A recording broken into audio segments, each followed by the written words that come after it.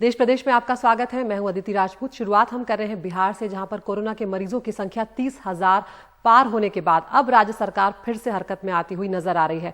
सरकार ने अपने 2 कोविड अस्पताल नालंदा मेडिकल कॉलेज और पटना मेडिकल कॉलेज में 24 घंटे का एक डेडिकेटेड मेडिकल टीम जो है वो वहां पर अब तैनात की है और इसका नेतृत्व सीनियर डॉक्टर्स जो है वो कर रहे हैं। सरकार का यह भी दावा है कि नालंदा मेडिकल कॉलेज अस्पताल में अब करीब 165 बेड पर पाइप से ऑक्सीजन की व्यवस्था कर दी गई है। इसके अलावा पटना के बांसघाट पर 24 घंटे कोविड की बीमारी से जिनकी मौत हुई है उनका दाह संस्कार हो सकेगा। नालंदा मेडिकल कॉलेज अस्पताल के कई वीडियो वायरल हुए थे जिनमें वार्ड में शव के साथ मरीज रहते हुए नजर आ रहे थे, जिसके बाद सरकार की काफी आलोचना हुई थी।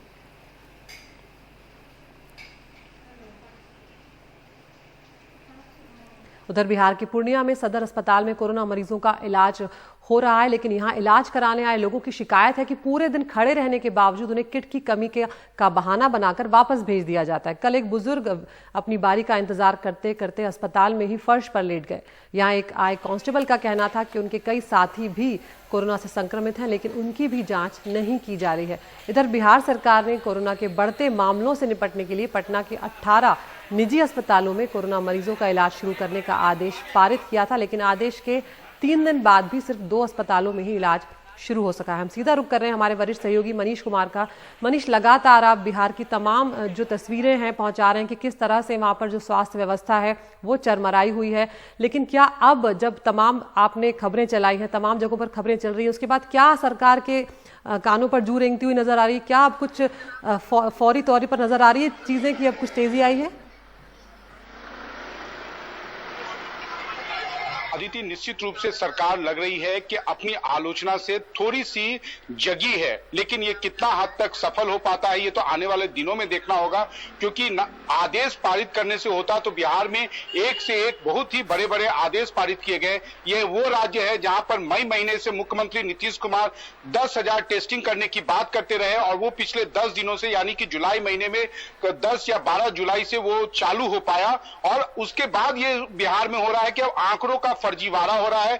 जो रिपोर्ट आते हैं उसको 2 दिनों में बांट दिया जाता है, तो पूरी सरकार की क्रेडिबिलिटी के ऊपर एक सवाल है। लेकिन हाँ, पटना में हालत सुधारने की कोशिश हो रही है, उसके लिए आईपीएस अधिकारी, बिहार एडमिनिस्ट्रेटिव सर्विस एसोसिएशन के अधिकारियों को लगाया गया है, लेकिन शायद अगर ये निर्णय पहले लिए गए होते तो बहुत सारे लोगों की जान बच सकती थी। दूसरा पक्ष यह है कि बिहार में जो सबसे बड़ा कोरोना की जांच से संबंधित है, टेस्टिंग की जो प्रक्रिया है, अभी भी लोगों को काफी परेशानी झेलना पड़ रहा है। अदिति, मैं आपको एक अपने व्यक्तिगत अनुभव से बता सकता हूं कि मैंने अपने एक सहयोगी का आज से 3 दिनों पहले टेस्टिंग के लिए दिया था और आज 72 घंटे के बाद भी वो टेस्टिंग की रिपोर्ट नहीं आ पाई है। तो आप समझ सकते हैं कि बिहार का क्या हाल होगा। बिहार में जो कुछ भी कदम आज उठाए जा रहे हैं वो केंद्रीय टीम के आने के बाद उठाए गए हैं, इसके पहले सरकार नहीं जागी है। बिहार सरकार कितनी संवेदनशील है मैं आपको बता दूं कि मुख्यमंत्री आवास हो, उप मुख्यमंत्री आवास हो, सारे जगह पर लोग जो हैं संक्रमित हुए हैं, लेकिन बिहार में जो सत्ता में बैठी हुई जनता दल यूनाइटेड है, जिसके मुखिया नीतीश कुमार हैं, वो अभी भी वहां के उसके नेता जो हैं अपने अपने घरों पर बैठकर वर्चुअल रैली कर रहे हैं। तो ये आप समझ सकते हैं कि आखिर वो कितने संवेदनशील हैं। जो नेता हैं उनको चुनाव और वोट के अलावा कुछ नहीं सूझ रहा। मुख्यमंत्री नीतीश कुमार हैं, वो कहाँ हैं, क्या कर रहे हैं, वो किसी को नहीं पता, क्योंकि ना तो पिछले 2 हफ्ते से अधिक हो गए, ना उनका कोई फोटो आया है, ना कोई वीडियो आया है, जिसके कारण उनके स्वास्थ्य के बारे में भी काफी लोग अब कयास लगाना शुरू कर दिए हैं। अदिति जी, बहुत शुक्रिया मनीष इस तमाम जानकारी के लिए। तो आपने मनीष से वहाँ की स्थिति का आप अंदाजा लगा सकते हैं कि किस स्थिति में बिहार और बिहार के लोग रह रहे हैं। चुनाव से पहले तो हमने देखा है कि सरकारें कई जो पुराने अपने वादे हैं वो पूरे करती हैं, कई लोगों के पास जाकर उन्हें तमाम लालच और लुभावनी चीजें दी जाती हैं, लेकिन यहाँ पर बिहार सरकार जो है चुनाव से पहले वर्चुअल रैलीज तो जरूर कर रही है, लेकिन अपने वोटरों का उन्हें ध्यान नहीं है। मध्य प्रदेश की बात करते हैं। राजधानी भोपाल में कोरोना वायरस के मामले जो है वो लगातार बढ़ते चले जा रहे हैं और जिसके बाद अब सरकार ने फिर से लॉकडाउन लगा दिया है। भोपाल में 24 जुलाई से 2 अगस्त तक 10 दिनों तक लॉकडाउन रहेगा। भोपाल में अब तक 5,000 से ज्यादा कोरोना के मामले सामने आ चुके हैं। उधर उज्जैन में भी लॉकडाउन है और मास्क न पहनने पर जेल जाने तक का प्रावधान अब कर दिया गया है। और कोरोना की मामलों की संख्या जो है वो बढ़ती जा रही है और इस बीच सैनिटाइजर की मांग जो है वो हम देख रहे हैं कि लगातार बढ़ी हुई है, वो कम नहीं हो रही है। और ऐसे में पहले इसकी कालाबाजारी होती हुई देखी गई, लेकिन अब कुछ लोग डुप्लीकेट सैनिटाइजर बनाकर बेचने से भी बाज नहीं आ रहे हैं। वडोदरा की हम तस्वीरें दिखा रहे हैं आपको, जहां पर अनिल मित्तर नाम का एक व्यक्ति है, उसे गिरफ्तार किया गया है, जो रिहायशी इलाके में नकली सैनिटाइजर मिलाकर उस पर किसी और कंपनी का लोगो लगाकर बेच रहा था। उसके गोदाम से 7 लाख रुपए से ज्यादा का माल भी जब्त किया गया है।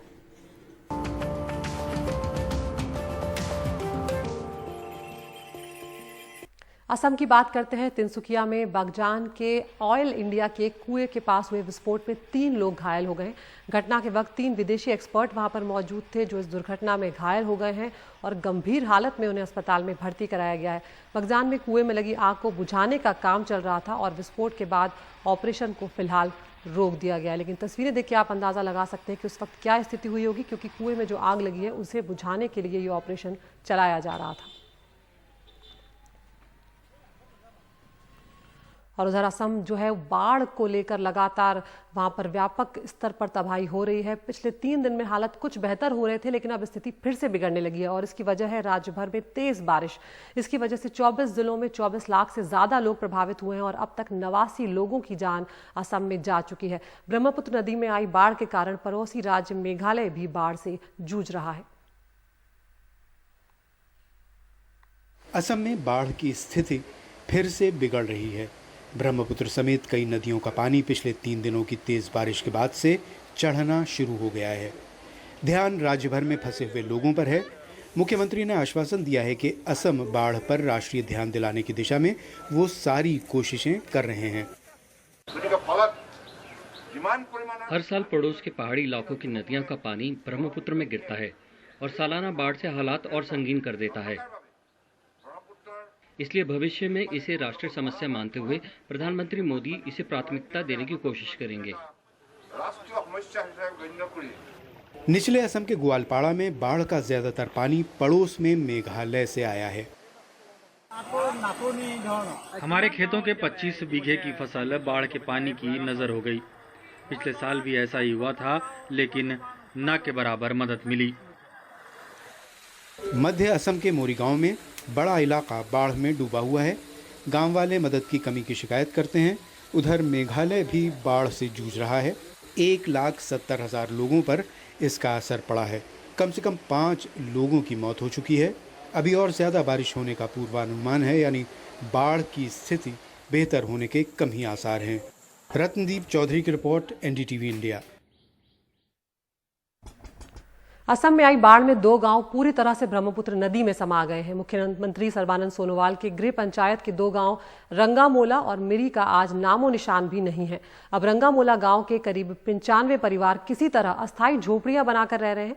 मिरी गांव का भी यही हाल है। यहाँ के लोग पेड़ पर मचान बनाकर रहने को मजबूर हैं।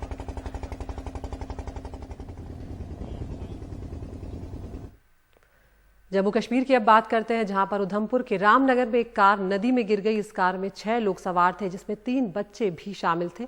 रामनगर के SDPO के मुताबिक एक व्यक्ति का शव बरामद हो गया है, जबकि दूसरों की तलाश की जा रही है। पानी का बहाव ज्यादा होने की वजह से राहत और बचाव के काम में खासी दिक्कतें आ रही हैं।